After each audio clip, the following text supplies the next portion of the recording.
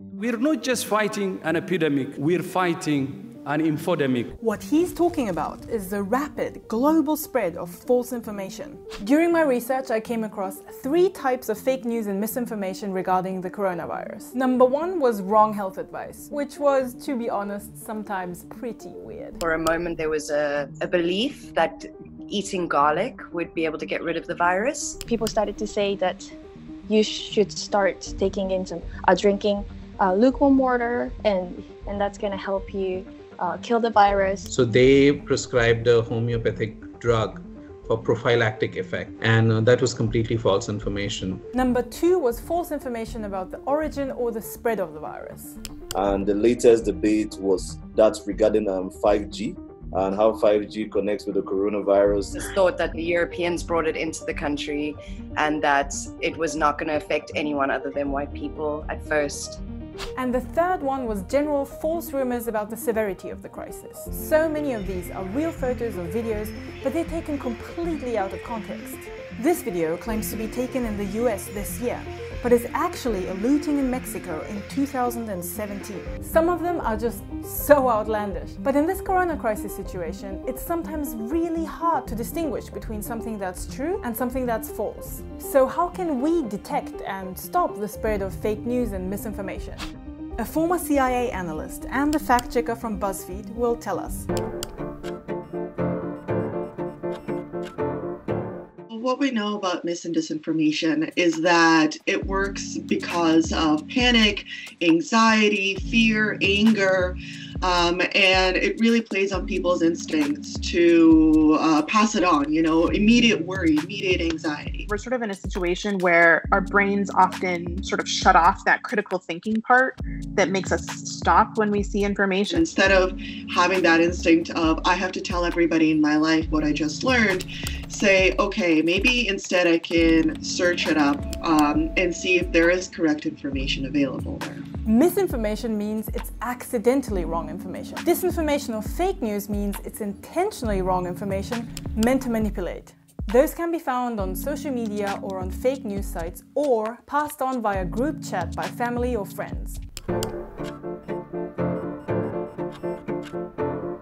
Just simply ask questions of your friends. Where did you get it? And then you'll start to see, that person got it from someone else, who probably got it from somebody else, who probably, got it from somebody else. You'll quickly realize, okay, that's a rumor. That's not necessarily accurate information. A lot of the time you get a sort of authority referenced in there. And before passing any of that on, just go to the website of the authority itself. And if it's not available on their official channels, you should just take a step back and say, okay, maybe this is not good health advice.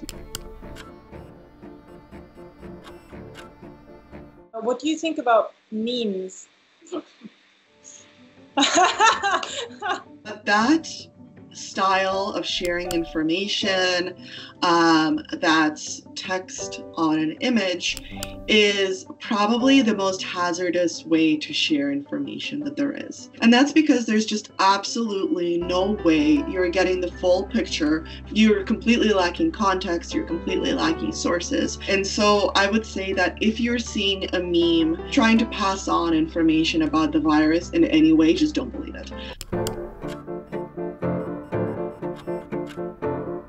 Fact-checking organizations are a great source of information. They're an unbiased third party for the most part. There's a network called the International Fact-Checking Network that has accredited over 100 fact-checkers around the world to be able to look at these falsehoods and debunk them in different languages in different regions.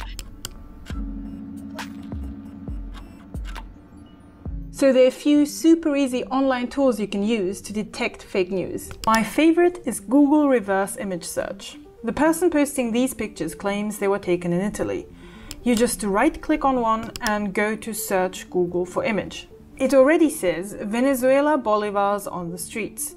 And you can see a lot of fact-checking sites have debunked this picture. Done. There are so many tools, but just to name 2 others as examples. There is the Botometer or the Botometer, where you can check whether a Twitter account is a bot or not. And then there is NewsGuard, which is an extension where you can see whether a website is trustworthy or not.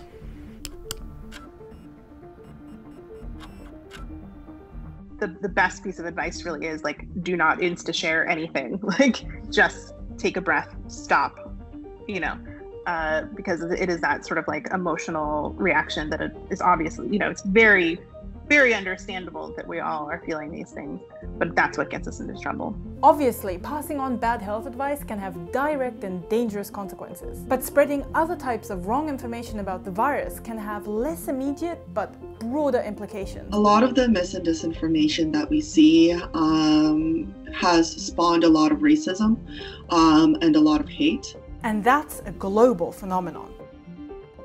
The exact perfect time for a country that wants to leverage something like high emotion, stress, and a lot of sort of conflicting information out there to push a particular political agenda. Your grandma, like my grandma, is telling you to eat a lot of garlic, you can say, okay, yes, I will.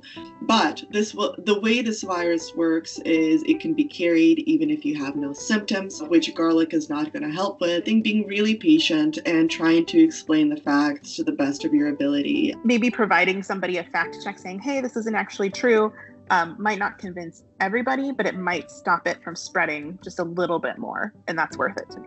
Which questions do you have regarding the corona crisis? Please let us know and leave a comment. And if you feel like it, go check out the other episodes of #InThisTogether.